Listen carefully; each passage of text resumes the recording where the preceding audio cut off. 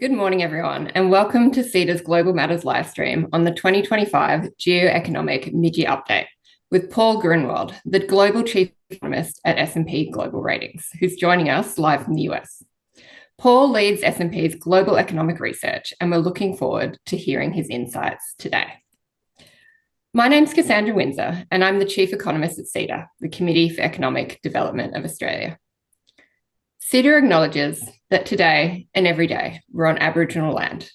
Committed to recognition and reconciliation, we respect elders and we support their stated aspirations. Today, I'm coming to you from Perth, on the land of the Whadjuk people of the Noongar Nation, and I'd like to pay my respects to their elders, past, present, and emerging. Today's event is part of CEDA's Global Matters series,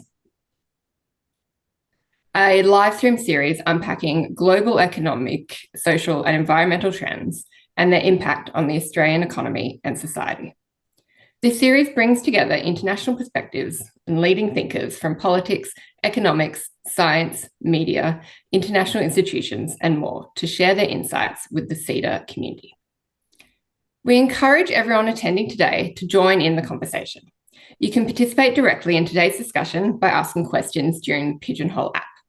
You can enter via the live stream page or log in via ceda.pigeonhole.at with the password mid-year update. You'll see the details on your screen now. On Pigeonhole, you can either enter your own questions or also view and vote on the questions of others. So I know which ones are the most important to our audience today. And at the end of the event, we also ask that you stick around in Pigeonhole and rate your experience.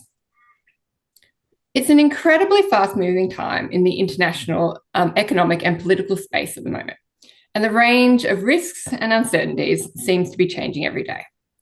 While tariffs and trade dominated headlines a couple of months ago, we're now grappling with what the impact of escalating conflicts in the Middle East may be, and that threatens to affect oil prices, trade routes, travel, and the global economy. Australia so far got off pretty lightly, particularly with limited direct impacts from tariffs announced so far. But we'll not be immune, both through what might potentially happen to our trading partners, particularly China, but also the flow-on effects of just how high the levels of uncertainty are in the global economy. And that uncertainty is unlikely to be over soon and may well be the new normal that governments and businesses need to adapt to. Joining me today to give us insights into what's going on in the US, Chinese, and global economies is Paul Gruenwald. Please start putting your questions in Pigeonhole now, and I'll hand over to Paul to make his opening comments before we lead into the discussion. Over to you, Paul.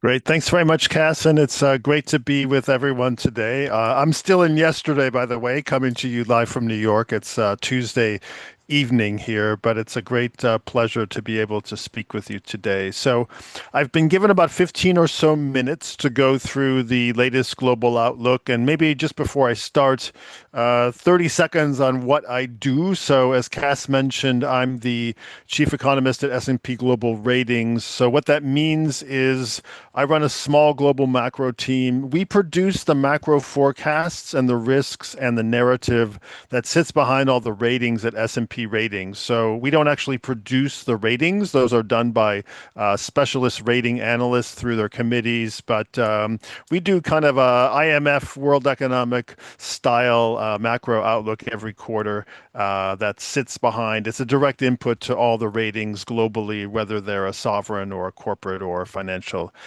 institution. So what I'll be showing you is actually something we published last week. I mentioned our quarterly cadence, and we had a global and a set of regional outlooks that are published on our website, spratings.com. So if you want to go check that out, it's all free and in front of the paywall. So please do that. All right. The next slide, please, and go through the presentation. Before we start talking about macro, I think we need to talk about geoeconomics. I'm sure you recognize the gentleman in the photo there. President Trump on April 2nd launched a slew of tariffs across most trading partners. But my team and I and my ratings colleagues have been thinking about the motivations of the Trump administration. And personally, I've been catching up on geo-economics. I love my job at S&P Ratings, but for the first half of my career, I worked at the International Monetary Fund. The Washington consensus and free markets and trade is good and capital flows are good and all that stuff. We're now in a different world. So I would, if you haven't done so already, I would highly recommend reading a few things from Stephen Moran. I've got the hyperlink actually in this slide. He's the Council of Economic Advisors chairman. The way that this crowd thinks about the world is not that we interact in competitive markets and this kind of determines trade and capital flows and other things. His starting point is the US provides a bunch of public goods that the rest of the world enjoys. Those include the US security umbrella, the US dollar as the global reserve currency, the US Treasury as a global risk-free asset.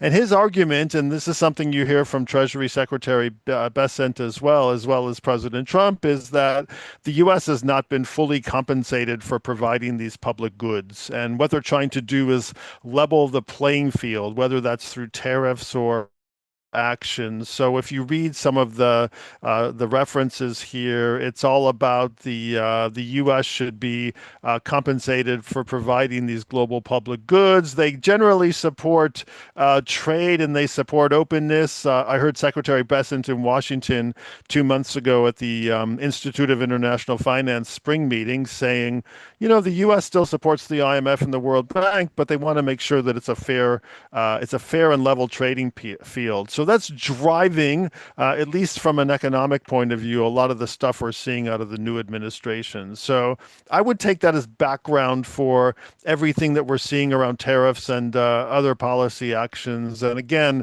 the Washington consensus is gone, and we don't know where we've landed in the new world, but geoeconomics is something we definitely need to keep front of mind as we think through our macro challenges. So let's go to the next slide, please.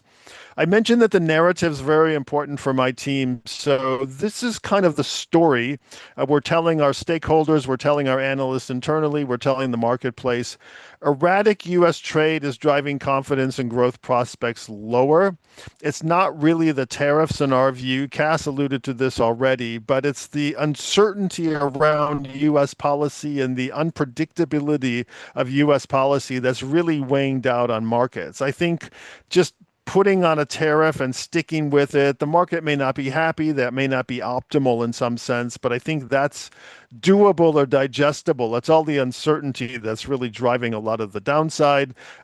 We continue to see good resilience in the US, in Europe, and I think you've got this in Australia as well. Consumer spending is pretty robust. Labor demand is pretty resilient. Unemployment looks pretty low. So that part of the story has been hanging in there since 2022, when we saw the big interest rate rises when most central banks got behind the curve on inflation.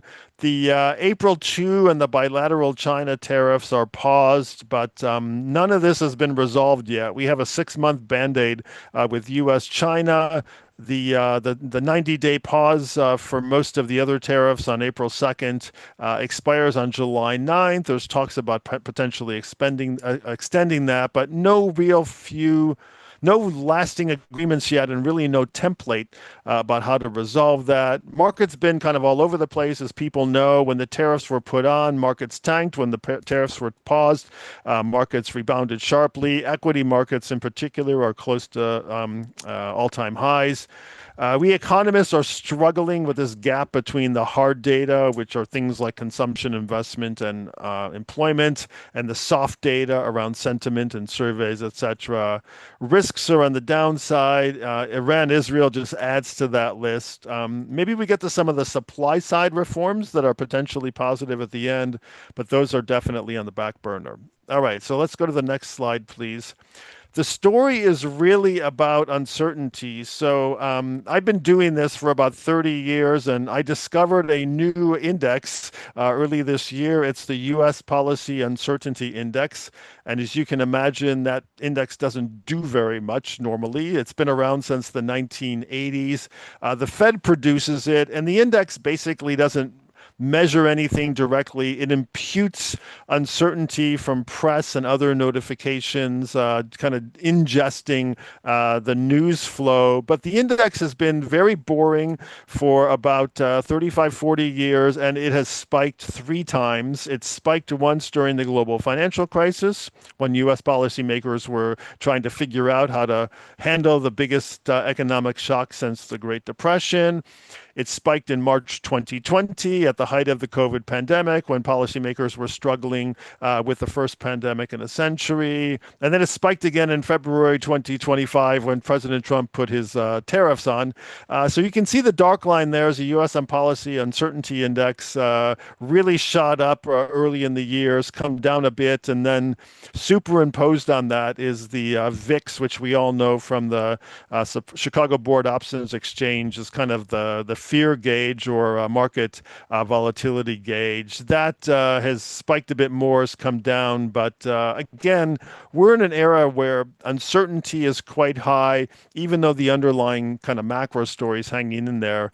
If and until this uncertainty is resolved, that's a big question to discuss it. Q&A. I think we're going to have this kind of overhang on the global macro story. So let's go to the next slide, please. So the way my team does our forecasts is we look at the big three, which are here on the screen. This is U.S., Eurozone, and China, each roughly 20% of the global economy. So we look at these at first kind of individually. We form a narrative, we form a forecast. Then we let these three economies interact through trade, and then we kind of do the rest of the world on top of that. I won't go through line for line, but the high level summary is the U.S. actually started the year in very good shape. We were calling for a soft landing, where growth fell from 3-ish at the beginning of the year to 2-ish by the end of the year. We know now that growth stalled in the first quarter. Big surge in imports trying to beef the tariffs pulled GDP growth down. In terms of sequential growth, we now go from about 2.5 to 3 at the beginning of the year, down to 1 in the fourth quarter. So we're not in recession land, but we're definitely in growth recession land.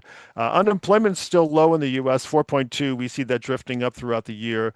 The Eurozone is super interesting because as the U.S. pulls back from its traditional role as the benevolent hegemon in the global economy, there's a real opening for Europe.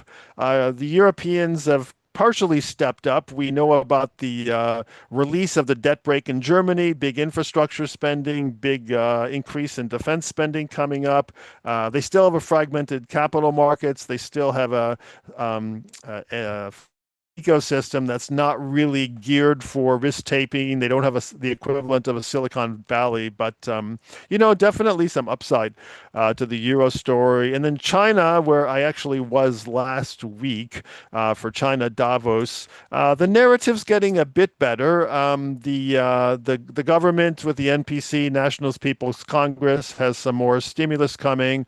Looks like the property downturn is easing. It's still a drag, but that's ending. But we know about the Chinese world-beating EVs and solar and battery companies like CATL, hyper-competitiveness, arguably overproduction still, overinvestment, and a lack of savings.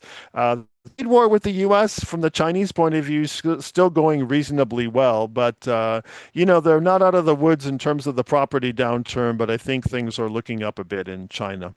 So let's go to the next slide, please.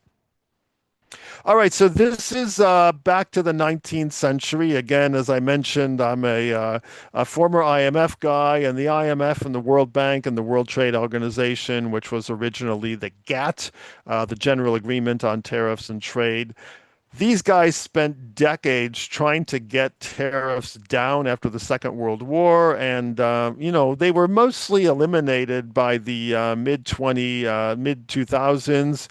This chart shows that even after the first Trump administration, the U.S.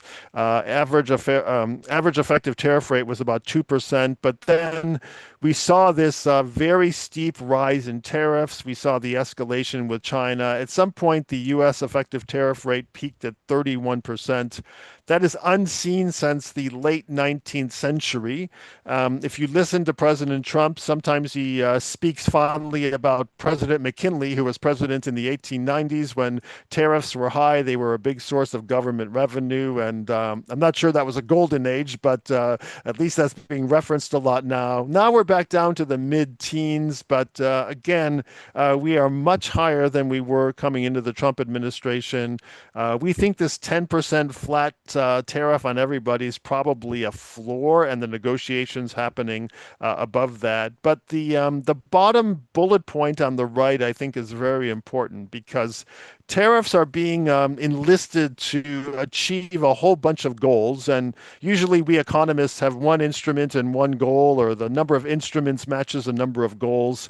And tariffs are the instrument here, but they're supposed to achieve all these things like reshoring manufacturing, eliminating the trade deficits, generating revenue, increasing defense spending, particularly in Europe and Asia, punishing drug traffickers. And there's just no way that one instrument's going to achieve all these goals. And I think that's one of the, kind of inconsistent policy inconsistencies of the new Trump administration. I don't think any of these are really happening in a big way, but tariffs seem to be the instrument of choice. And again, maybe we can discuss that a bit in the Q&A. I think the president in the U.S., as some of you know, has a lot of latitude to undertake tariff policy. So that might explain partially why this is a favored instrument of the Trump administration. So let's go to the next slide, please. I mentioned Q1 GDP in the U.S., and I like this chart because it just shows how crazy things were in the first quarter of the year. So we've got three stacked bar charts here. The two on the left are the annual 2023 and 2024. And the one on the right is the first quarter of this year annualized. So we are comparing apples with apples here. But you can see the two annuals for 2023 and 2024 are actually pretty similar. Most of the action is with the light blue and the dark blue. That's consumption and investment. That's what we call domestic demand. So domestic demand was driving growth. We had a little bit of boost from government. That's the pink, and other stuff was happening. The little yellow diamonds there are the sum of the bars. But growth in 2023 was 2.9, 2024 was 2.8. We think the speed limit in the US is about 2. So again, we initially expected this year to be kind of soft or smooth convergence down to 2, which is the speed limit, but that hasn't happened. If you look at the bars on the right, you see some colors that weren't really present in the previous year. So that big negative brown bit there is imports.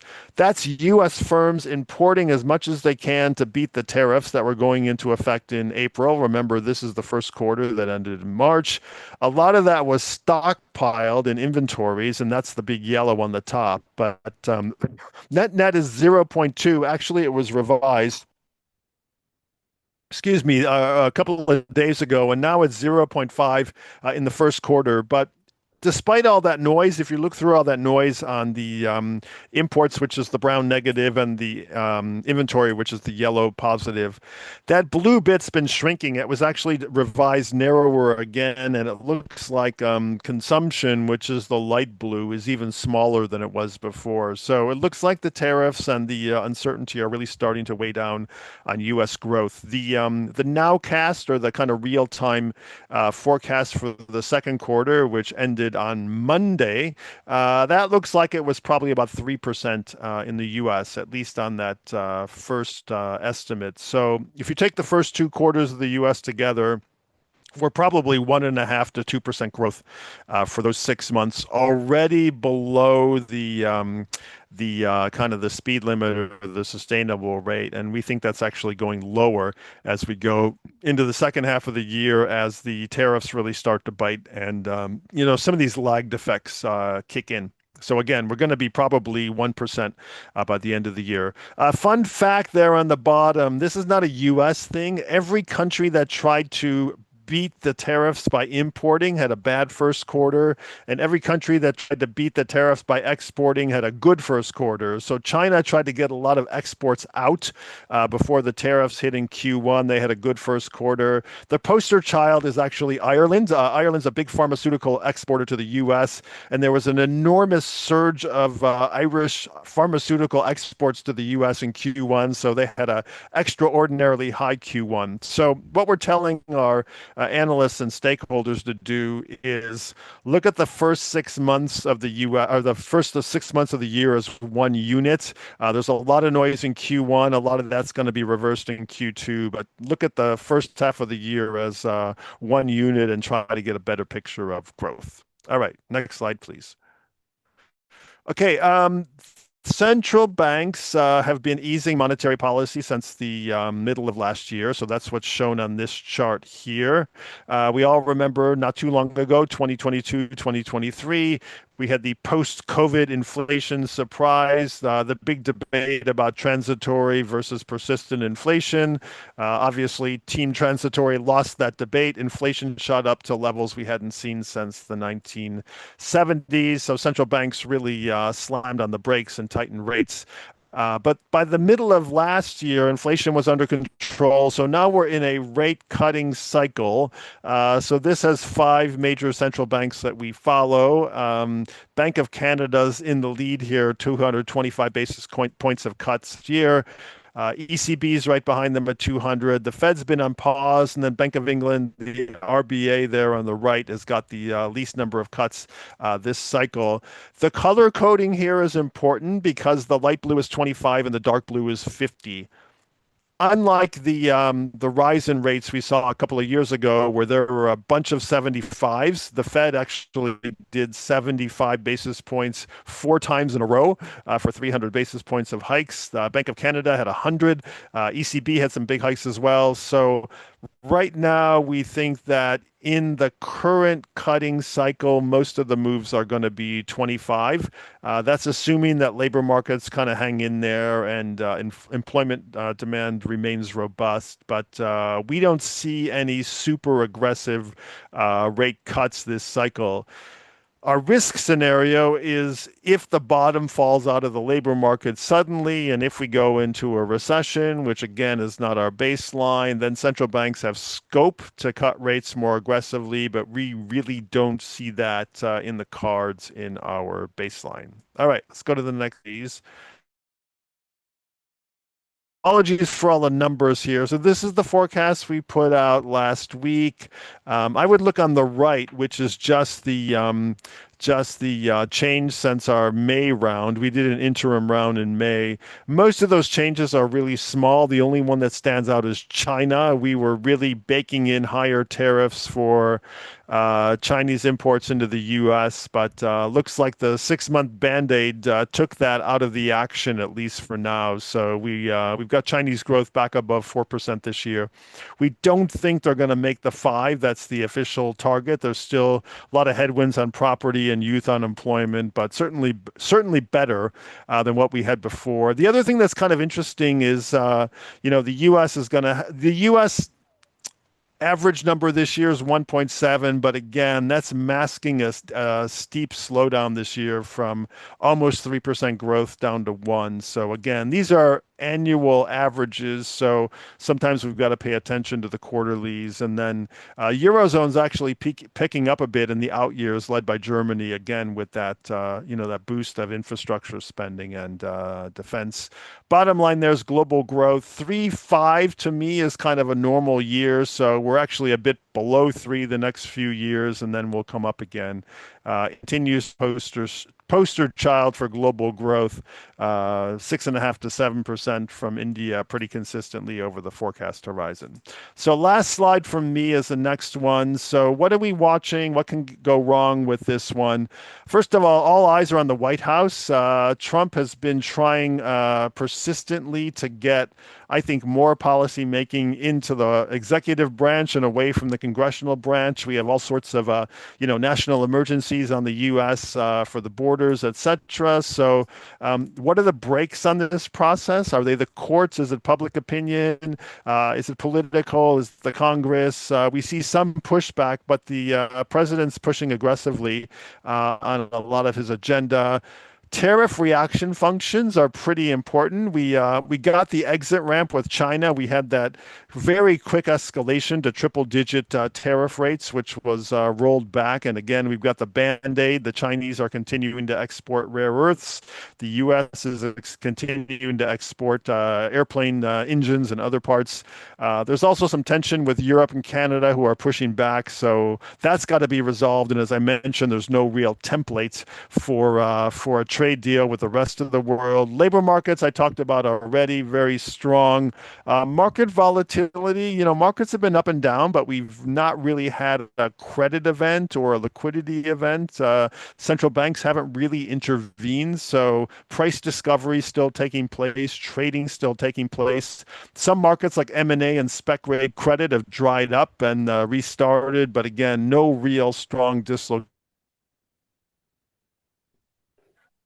Dollars had a bad first half of the year. More demand for euros, more demand for gold.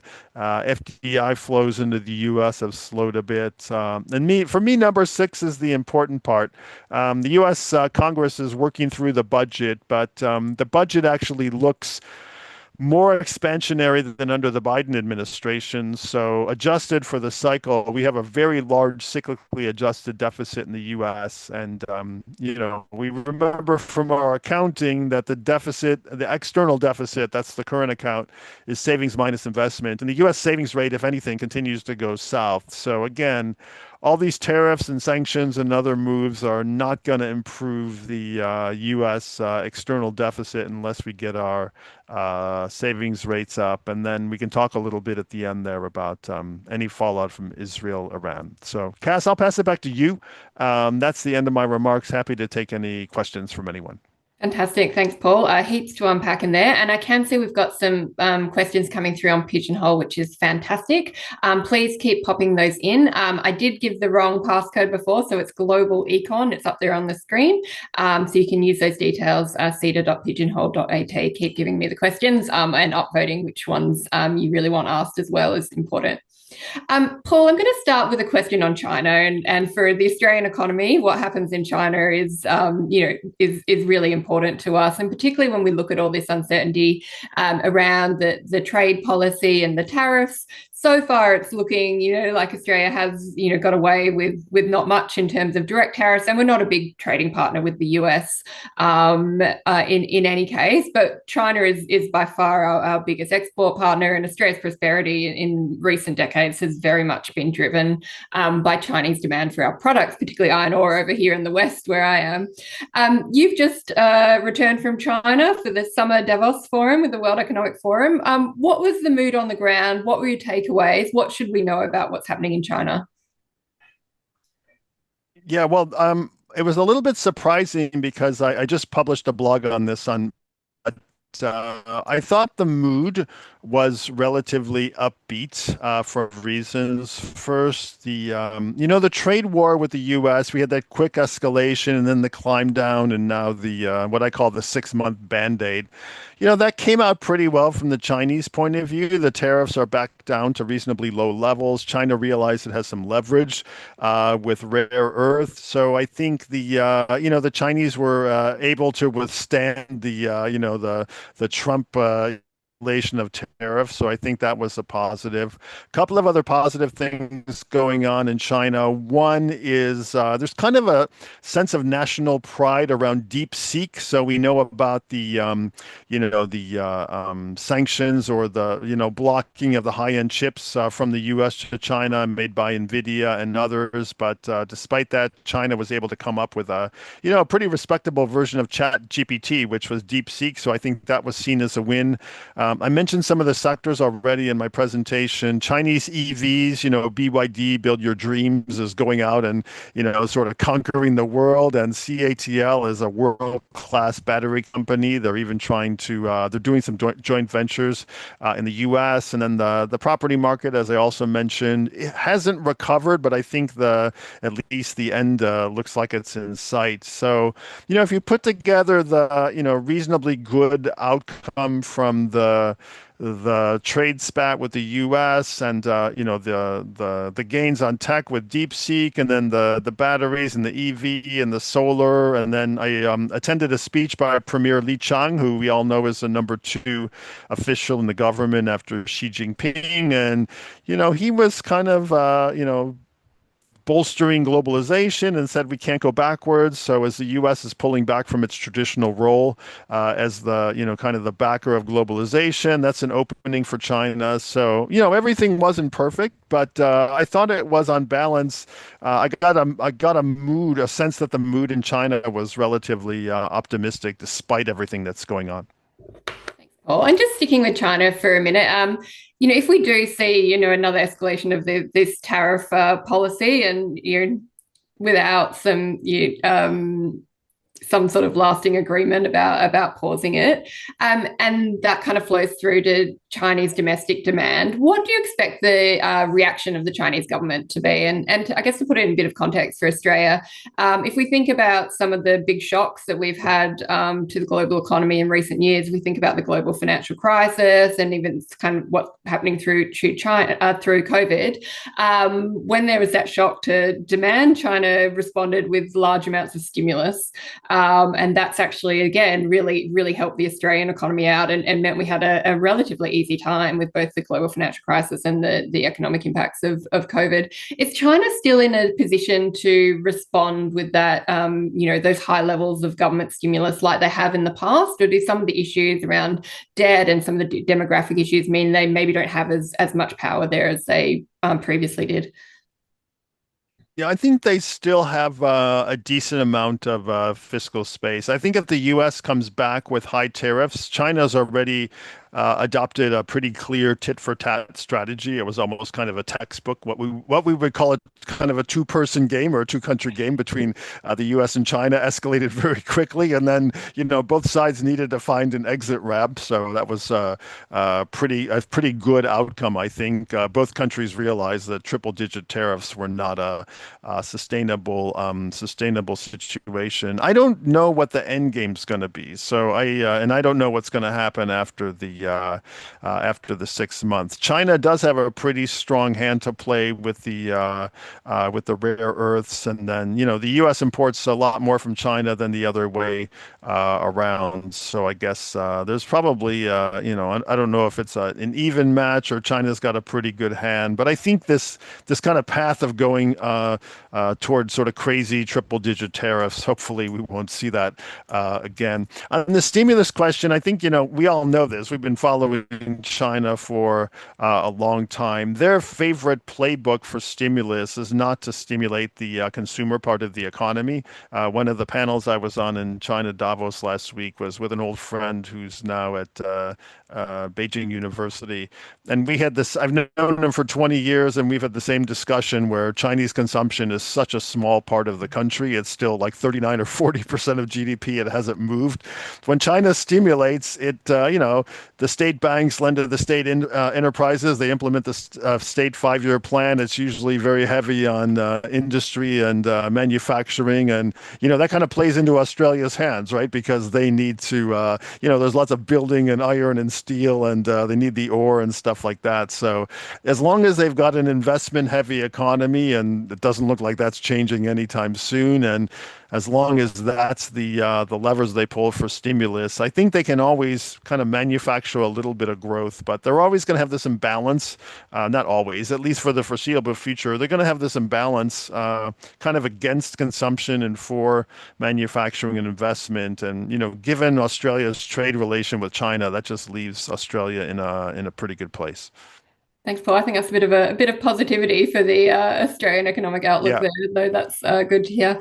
We've got plenty of questions coming through Pigeonhole, so that's fantastic. And the one with the most votes at the moment is around the US dollar and whether what's happening with US trade policy means that there is likely to be that move away from the US dollar as the global trade currency. Just interested in your thoughts on whether that's likely, and then also what the impacts that might be more generally. Okay, well, we've seen the move already. The US dollar had a very of the year, as I mentioned. But occasionally we've got this debate about the dollar and the future of the dollar and what can replace it. And the conclusion always seems to be the same. There's really no substitute, at least in the short term, for the U.S. dollar. The way I like to think about it is not just the U.S. dollar. It's not just the currency. It's the currency and the treasury market. So it's really the pair of those two together. So if you're exporting to the US and you're accumulating dollars, you've got to do something with that. So the treasury market is the, broadest, deepest, most sophisticated market in the world. And there's lots of things to do with dollars after you accumulate those.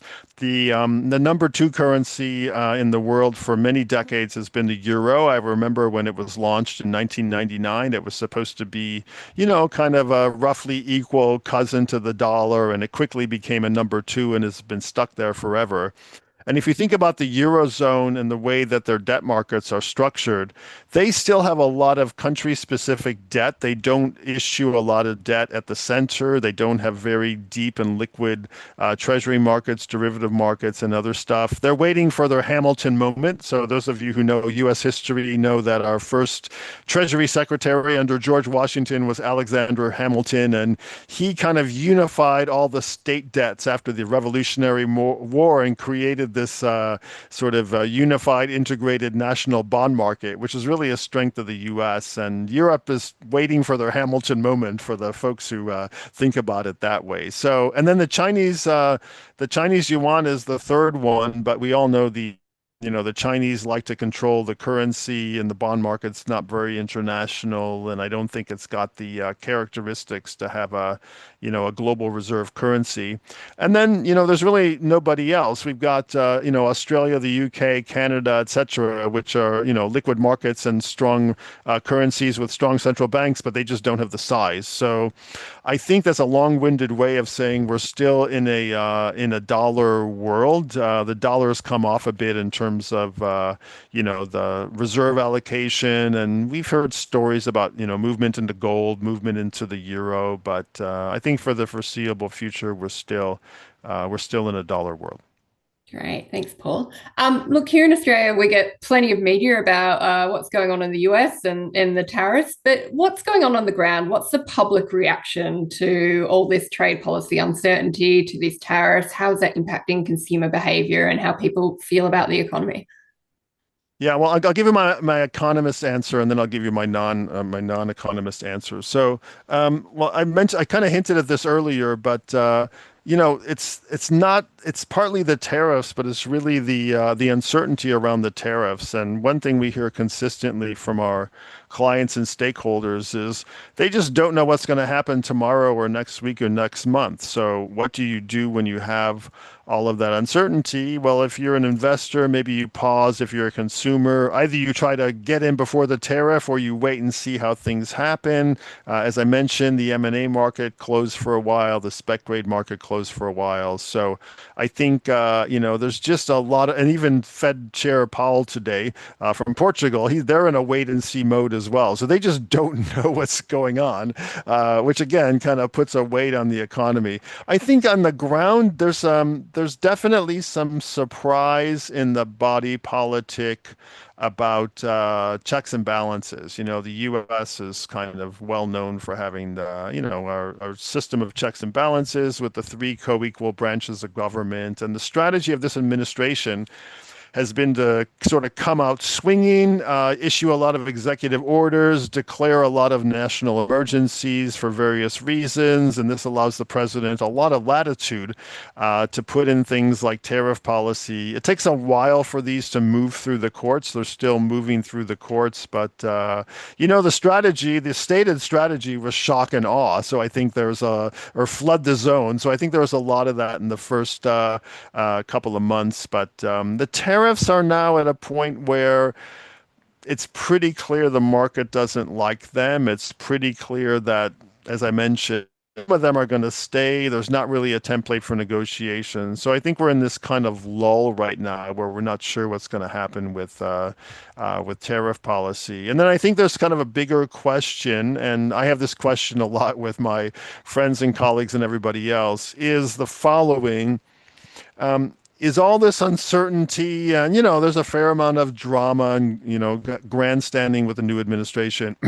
Is that a feature or is that a bug? Are we going to be sitting here 3 to 6 months from now? Everything's going to be clear. Tariffs are going to be negotiated. The supply side, the economy is going to kick in, and we get this growth, golden growth period.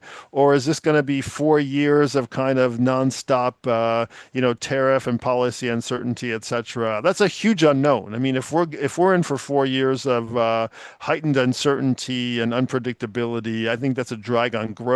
If all this clears up and some of the supply side reforms and the tax reforms and the permit reforms and other stuff come through, then we could get a pickup in growth. So we don't know what's going to happen, but we're 6 months in, and I think we're still in the model where there seems to be a lot of lingering uncertainty about macro policy in the U.S.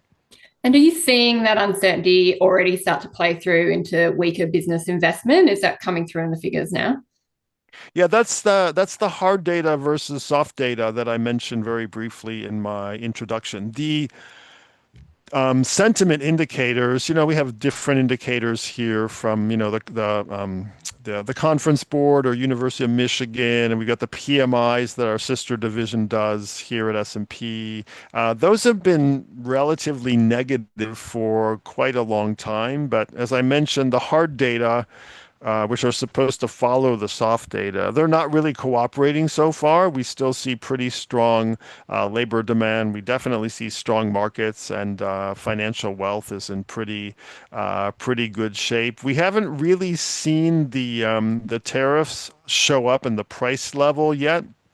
Some of that was front running. Some of that is just delay. We know the tariff has to show up somewhere. Either the exporting country cuts their price to offset the tariff, or the consumers in the U.S. pay it, or the middlemen, importers, take it on the margin. Not clear where that's going to show up yet. The previous round. Oh, by the way, when I was in China last week, I was on a panel with the former chief economist of the World Trade Organization. So I asked him. I said, "Where do the tariff?" Obvious question, right? Where do the tariffs end up? Who pays them in the end? And he said in Trump 1.0, the data say that only 5% of the tariffs were borne by the exporting countries. So, exporting countries lowered their prices a bit to offset the tariffs, but that was only 5% of the incidents. 40% of the tariffs were passed through to final U.S. consumers, and a little over half was actually showed up in margin compression by U.S. firms. So I think we have to put on our detective hats and look. There's very little evidence so far that U.S. import prices are falling, so it doesn't look like countries exporting to the U.S. are lowering their prices to offset the tariffs. So that kind of means it's got to show up on margins or final consumer prices, but we don't see very much in consumer prices yet. It's been a bit of a mystery, and the thinking is over the next couple of months, maybe we see a bit more. Something I think for us all to keep an eye on. We've got a couple of questions coming through around decarbonisation and the energy transition, and that's certainly something that's a pretty hot topic here in Australia about how we kind of move on that. And it seemed like under the previous administration, it was also pretty important, but a bit of a change of tack there. How do you see the new US administration and the impacts on things like decarbonisation, energy transition, and how that impacts globally as well as in the US domestically? Okay, well, let's start with the Inflation Reduction Act, which is not named properly. I call that the Energy Transition Support Act, but for political reasons, it's called the Inflation Reduction Act in the US. So this was a signature piece of legislation by the Biden administration, and basically it was kind of a carrot, right? The Europeans have a stick approach. They kind of they ding people for doing bad things, and the US is trying to incentivize companies for doing three things around the energy transition. One was carbon capture, one was batteries, and the third was hydrogen. We were seeing movement on all of those. By the way, we all know that Silicon Valley is the kind of the epicenter of the tech world in the US. I would argue that Houston, Texas is the epicenter of the energy world. We run a big conference. S&P runs a big conference every year called CERA Week, not to be confused with CEDA, CERA. But it's run by a guy named Dan Yergin. Dan's a great colleague. He's a Pulitzer Prize winner. He's been running this conference for 40 years. Think of like the IMF World Bank annual meetings for energy. So it's a great conference. A lot of talk about the transition there. A fun fact that most Australians probably don't know is that very recently, Texas passed California in the production of renewable energy. So we tend to think of California as very green and sustainable, lots of wind and solar. Texas is a bunch of guys in cowboy hats, you know, drill baby drill, pumping oil and gas. But there's actually a huge renewable industry in Texas. And again, it was in the front page of the Financial Times, actually. Texas passed California in renewable energy.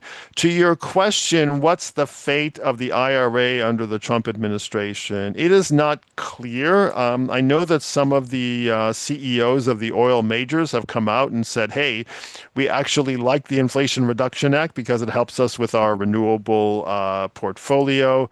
We also know Trump is not a fan of offshore wind, and I think energy or electric vehicle credits are probably in danger. But the question is whether the corpus of the IRA, the Inflation Reduction Act, how much of that's going to continue. I think that's still under discussion, but you know, some of the subsidies look like they're going to be discontinued. But there's a lot of momentum in the U.S. around the energy transition. For those of you who have been in the U.S., you probably know this, but the U.S. is very noisy at the top. So at the federal level, we're kind of by design, it's very hard to get things done. But if you go down to the state level, the governors and the states get along pretty well, and there's a lot of cooperation. So we're seeing, and the big beneficiaries of the Inflation Reduction Act were actually Texas and Louisiana and Oklahoma, which are three states that are all together there in the South producing a lot of energy. So we may lose some of the tailwinds from policy around the energy transition, but I think the drive of you know, U.S. corporates and definitely the U.S. You know, kind of consumers and body politic, they get the sustainability argument. Maybe they talk about it in a slightly different way, but you know, everybody wants a better, more sustainable future for their children and grandchildren, and you know, we're seeing movement toward you know, hybrid cars and electric cars and decarbonizing and everything. So I think it's happening. It's going to be maybe you know, a shift adjustment as we get clarity on the policy, but I don't think it's going to stop. I think there's a lot of momentum for sustainable energy in the U.S. Okay, fantastic. That's a bit reassuring. So that's Yeah. great to hear. Paul, you mentioned during your presentation that one of the things that, you know, potentially there's a little bit of upside around was around supply side reforms. What sort of reforms are you talking about there, and what do you think the likelihood of them kind of actually going ahead and impact that might be? Okay, yeah, this is thanks for following up. This is actually a continuation of the energy transition discussion because for many years the fossil fuel industry has been complaining about permitting, and you know, my reading of this is the left has been putting a lot of constraints on the ability to you know, drill for energy or open new mines or put in energy infrastructure, and it's been kind of a constant frustration, sort of permitting and regulations on getting the supply side of U.S. energy kind of up and running. Now the tables are turned because we've got all this build out of renewables, and we've got the wind farms and the solar, and we all know the story there, right? It's actually cheaper to produce solar and wind energy at the point, but you've got to store it and you've got to move it to where people actually are. Then you need to put in the power lines, and they need permitting as well. So now all of a sudden, both sides need permitting to get their respective energy agendas in a good spot. So the thinking is, one of the supply side stories is, the thinking is we can get some kind of grand deal on permitting that will make it easier for both sides to build quickly and to scale quickly and to get energy quickly. Maybe the backstory there, Cass, if you let me deviate for a minute or two, is around the data centers and AI and kind of the new space race with the Chinese, if that's the right way to put it. So the U.S. firms, we know who all the big tech guys are, right? So those guys are putting in a lot of resources into data centers to run their large language models and power their AI, and these all need energy. And the thinking is most of the energy is going to come from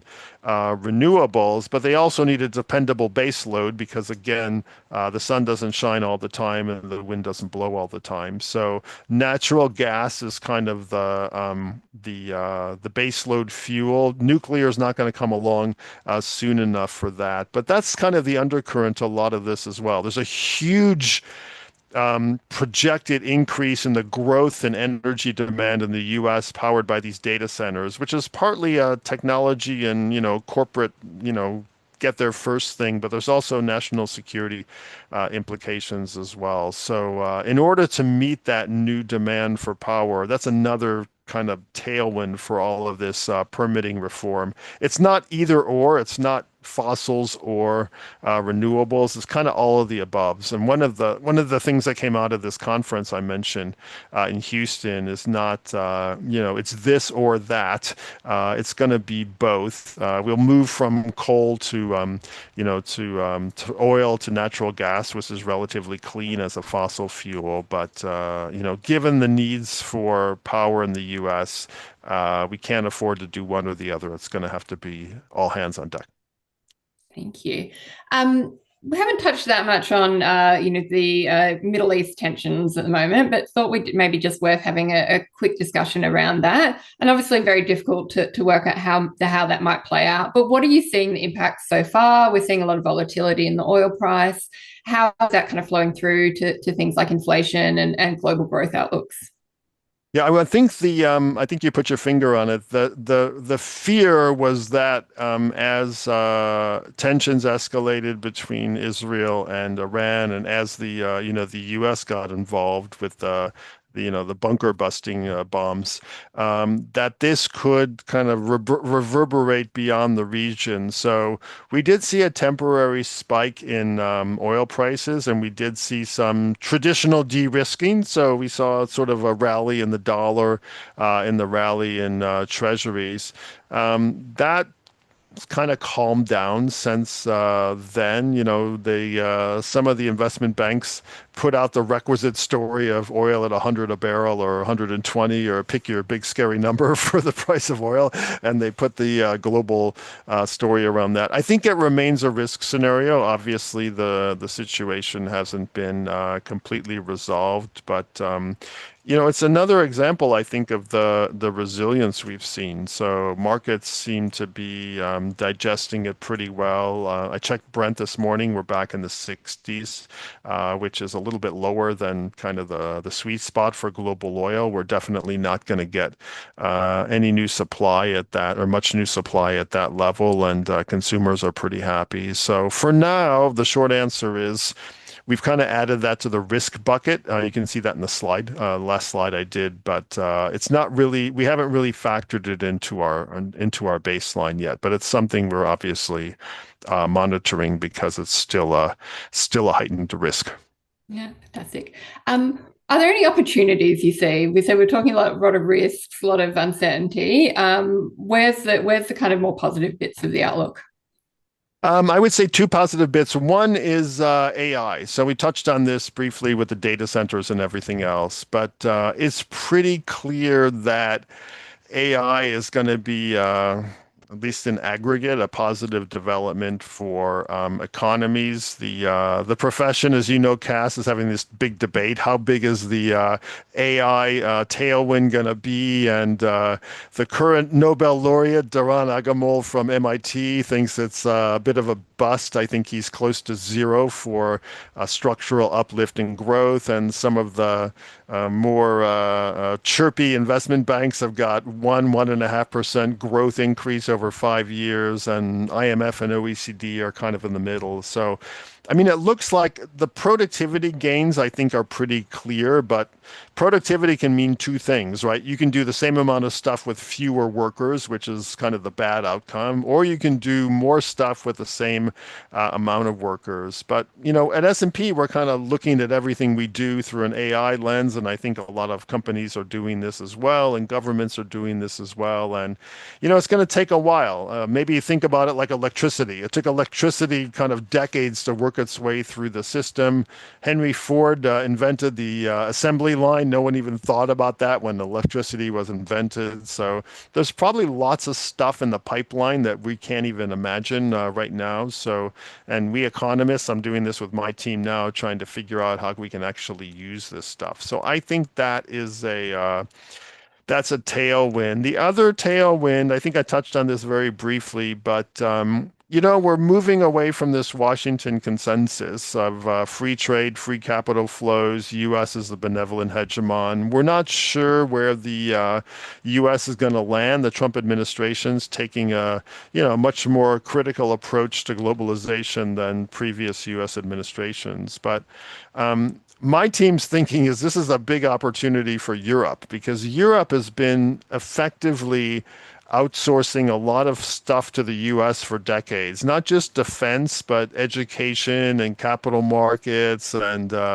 lots of other stuff, entrepreneurship. And Europe has an opportunity now to reshore some of these things. I mentioned the bond market already, but US is having some difficulty with its universities, and maybe that's part of the story. Maybe get some of the, entrepreneurship back on shore. They don't really have a tech sector or a venture capital sector or anything. So if the US is going to pull back a bit from this traditional role, and we don't know how much, but I think the direction is clear, that's going to create opportunities for other areas and other countries. And I have no idea where we're going to land, what the, Washington consensus was the old system, what the new one's going to be. But there's definitely going to be some opportunities for regions or countries to kind of fill in these niches as the U.S. kind of changes its role in the global economy. I don't think Trump is an aberration. I think, it's going to be